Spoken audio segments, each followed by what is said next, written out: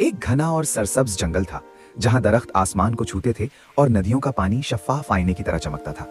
इसी जंगल में एक ताकतवर और खूबसूरत शेर रहता था जिसका नाम शेरू था। पूरा जंगल उसे जंगल का बादशाह कहकर पुकारता था। उसकी धाड़ सुनकर बड़े बड़े जानवर भी कांप जाते थे, मगर शेरू सिर्फ ताकतवर ही नहीं बल्कि समझदार भी था। शेरू कभी बिला वजह किसी जानवर को नुकसान नहीं पहुंचाता था। वो जानता था कि असल ताकत जुल्म में नहीं बल्कि इंसाफ में होती है। इसीलिए जंगल के कमजोर जानवर उससे डरते नहीं थे बल्कि उसे अपना मुहाफिज समझते थे। एक दिन जंगल में सख्त कहत पड़ गया, पानी कम हो गया और शिकार मिलना मुश्किल हो गया। जानवर भूखे रहने लगे। कुछ ताकतवर जानवर कमजोरों का शिकार करने लगे। ये देखकर जंगल में खौफ फैल गया। एक दिन एक नन्हा हिरन अपनी माँ के साथ भागता हुआ शेरू के पास आया और कांपती आवाज में बोला, बादशाह सलामत, हमें बचा लीजिए, जंगल में नाइंसाफी बढ़ गई है। शेरू को बहुत दुख हुआ। उसने फैसला किया कि वो जंगल में दोबारा अमन कायम करेगा। अगले दिन उसने तमाम जानवरों को एक खुले मैदान में जमा होने का हुक्म दिया।